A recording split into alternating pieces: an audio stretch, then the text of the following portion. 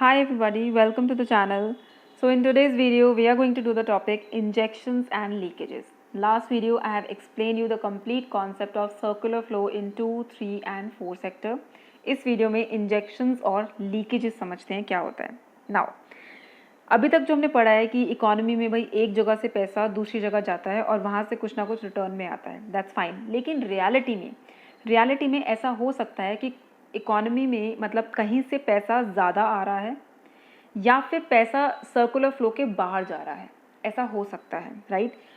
यानी कि कुछ केसेस में ऐसा होता है कि बाहर से पैसा मतलब सर्कुलर फ्लो के बाहर से पैसा इकोनॉमी के अंदर आ रहा है या हमारा पैसा इस सर्कुलर फ्लो से कहीं बाहर जा रहा है, तो उसे हम कहते हैं इंजेक्शंस और लीकेजेस. पैसे का ये सर्कुलर फ्लो से बाहर निकलना और बाहर से सर्कुलर फ्लो के अंदर आना, इसी चीज़ को इंजेक्शंस और लीकेजेस कहते हैं. इंजेक्शन का मतलब क्या होता है? कोई किसी चीज़ का अंदर आना, यानी कि अगर सर्कुलर फ्लो में पैसा ऐड हो रहा है, बाहर से कहीं आ रहा है, तो उसे हम इंजेक्शन कहते हैं, राइट. और अगर सर्कुलर फ्लो से पैसा कहीं बाहर जा रहा है, मतलब हमारी जैसे हाउस होल्ड से पैसा बिजनेस में नहीं गया लेकिन सर्कुलर फ्लो के बाहर चला गया, तो उसे हम कहेंगे लीकेज. वो एक विड्रॉल है, उसको हम लीकेज कहते हैं. क्लियर? ये होता है injection and leakage in a circular flow. अब यहाँ पे समझते हैं इंजेक्शंस क्या होते हैं. मतलब कौन से केसेस हैं जब हम कह सकते हैं कि हाँ सर्कुलर फ्लो में पैसा बाहर से अंदर ज़्यादा आ रहा है. फॉर एग्जाम्पल, नंबर 1 केस, अगर गवर्नमेंट इकोनॉमी में जितना टैक्स कलेक्ट कर रही है उससे ज़्यादा स्पेंड कर रही है, राइट. आप हम सबको पता है गवर्नमेंट की इनकम क्या होती है? टैक्सेस, ठीक है. और गवर्नमेंट इकोनॉमी में कुछ पैसा स्पेंड करती है, एक्सपेंडिचर करती है. गवर्नमेंट हर साल निकालती है बजट, राइट. गवर्नमेंट उस बजट में बताती है कि भाई हमारी इनकम इतनी है और हम इतना इकोनॉमी में स्पेंड करेंगे, this much we are going to spend, right.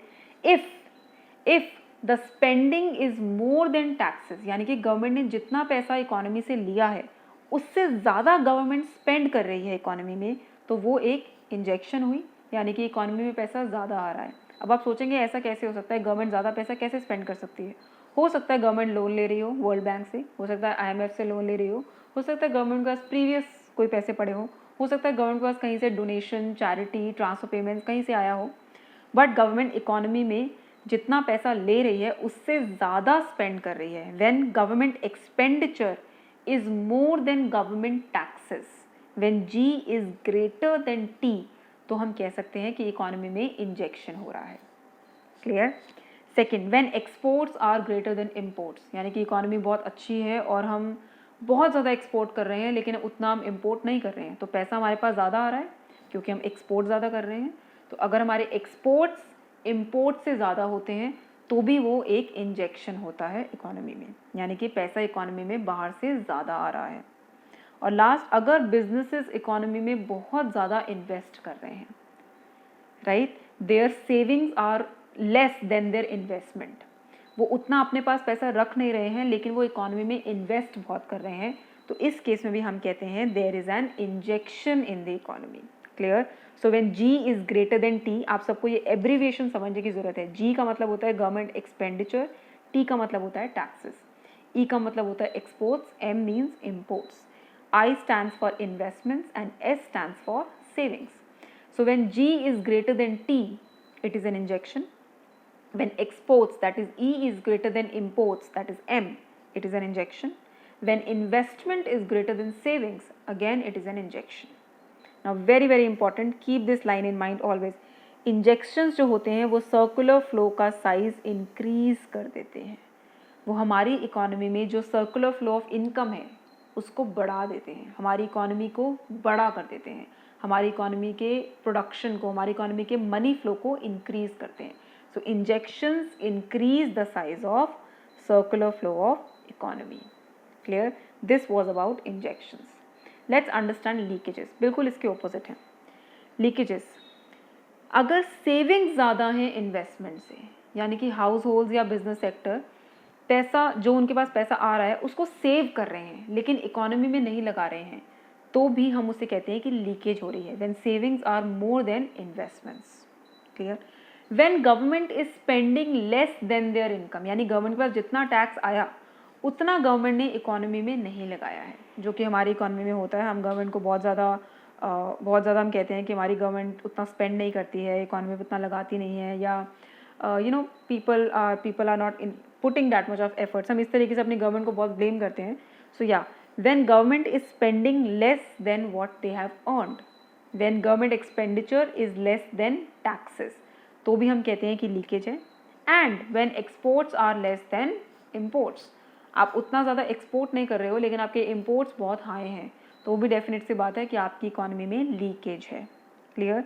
So when S is greater then I, when T is greater than G, and when M is greater than X, these are the cases जिसे हम कहते हैं leakages. And again, very important, leakages decrease the size of circular flow of income. सीधी सी बात है, अगर मेरे पास एक tank है, टैंक में पानी है, अगर उस टैंक में कहीं ना कहीं लीकेज होगी तो पानी क्या हो जाएगा? कम हो जाएगा। सिमिलरली अगर सर्कुलर फ्लो ऑफ इनकम में कहीं लीकेज है, पैसा उतना आ नहीं रहा है बट जा ज़्यादा रहा है, तो फिर हम कहेंगे कि सर्कुलर फ्लो का साइज रिड्यूस हो जाएगा। क्लियर? नाउ अब मैं इसको सम अप करती हूँ, आपको एक कंक्लूजन दिखाती हूँ। पहले तो at a glance, injections increase the size of circular flow of income and leakages decrease the size of circular flow of income, right?